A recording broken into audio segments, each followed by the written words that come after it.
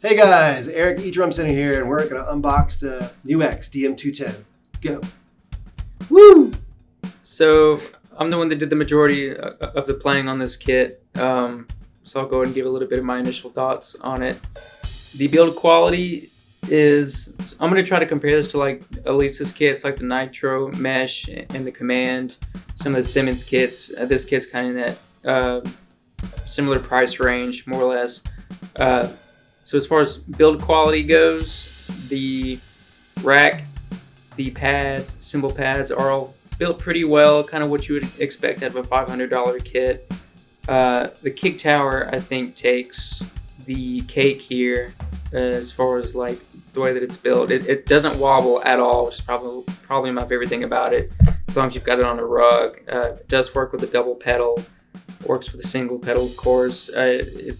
The kit includes a single chain kick pedal for free with the kit, and it's okay. You know, if you don't have anything else, it'll definitely. It's free. Yeah, it's free. It'll serve your purpose, and you know, if you're a new drummer just starting out, this kit pretty much comes with everything that you need. You know, except for like the throne. It's like 3. Easy to set up. I won't take because Yeah. I'm the one who set this one up, I think, and. Yeah, it was quick and easy. Mm-hmm. Everything's labeled. Nothing real mysterious about anything. Mm-hmm. It's like 3 8-inch pads, kind of made out of like a cloth mesh material. It's not really the same mesh you'd find on like a rolling pad or something. But it's quiet. They are responsive. They work. The cymbals are all pretty much the same pad. You know, the hi-hat, crash, and ride all use the same model. The hi-hat and the hi-hat controller on this kit, in comparison to like the Elisa's, I feel is much more responsive. You know, there's not a whole lot of like trigger samples in the bank. You've got an open and a close, but it works. Yeah, anytime I was trying any like more intricate hi-hat work, I mean, it responded with everything that I wanted it to do. So it wasn't any kind of weird glitches or whatever. So I was really happy with that. I wish it had a bell on a ride, but. That's not common in a lot of kits. It isn't in that price range, and I don't know, like, how much does an extra piezo cost these guys? I mean, I don't know. It's like, that's just a nice feature to have, because every drummer needs to be able to do that. And the module is basic, but I feel like in a good way. Like the UI itself could be a little better, but you know, there's not really a home button or a back button, but I was able to kind of figure it out pretty easily. I didn't open the manual after I played with it just to like see what I'd missed. There really wasn't much there. One question I had was about the Bluetooth, and because it has Bluetooth, but there wasn't any kind of Bluetooth sync menu like some of the other modules we still have. You just basically go to your phone and you find the DM-210 and you pair it up. So it wasn't that hard at all. But it is cool that a module in this price range has Bluetooth.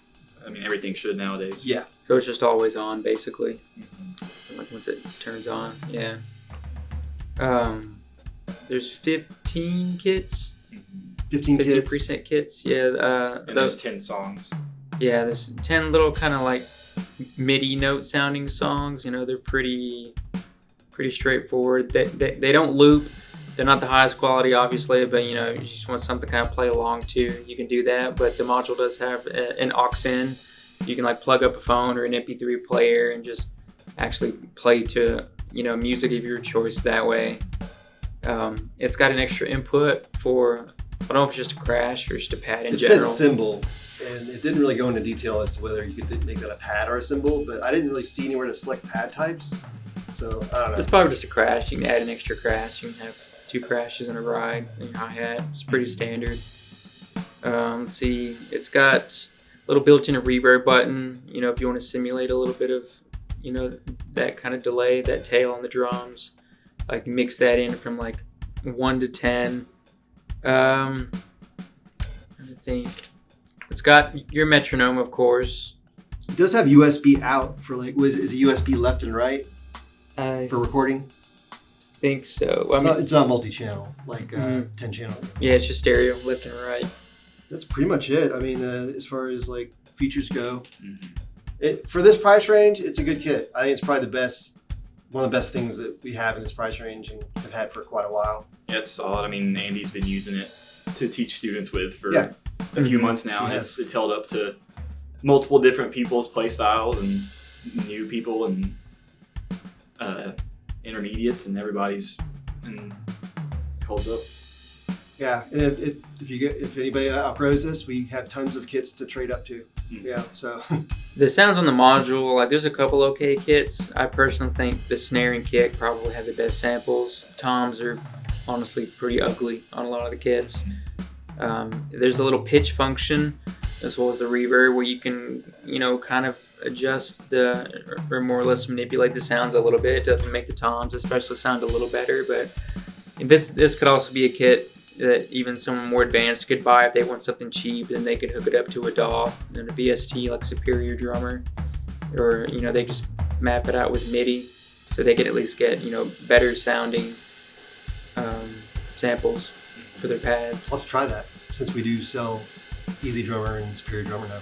Yep. Yeah, we do sell tune track stuff now. If you guys are interested, Superior Drummer, Easy Drummer, Easy Mix, all the different packs. If you're just trying to get an electronic kit and then you want to do something like that afterwards and don't really care for module sounds, we can probably put up a little bundle pack with all that stuff included. Anything else you want to talk about, Aubrey? Well, you played it. I mean, it's a fun kit. It's definitely when you're going from the other kits that we have set up here and going to the smaller pads, because I'm not used to playing on the smaller pads anymore. That was a little bit of a curve, but the first two kits on it I actually didn't hate. I can't remember what they were called. I think Studio something. Standard and because it was shorthanded text, so I wasn't really sure what it was supposed to say. The first two kits were pretty okay to play on, and everything just responded, which was more than I was expecting, honestly. So just be able to play it and work was kind of nice. Doesn't really have ghost notes, but I wouldn't really expect that out of this. But it definitely it's fun. Everything just works and can put up with it. Puts up with abuse. It does put up with abuse. As a metal player, I can attest to that. I like the fact that it's an inexpensive kit. And it's also, you can make it a little bit to your needs because the rack's big enough. Yeah, everything's got enough mounting flexibility to really, for most people from kid to adult. And the drum heads are interesting too, just because your eyes see them as like the standard mesh, but then when you hit them, even though it still bounces just like how I'd want it to, it's just weird. You can tell it's a different material, which is kind of interesting.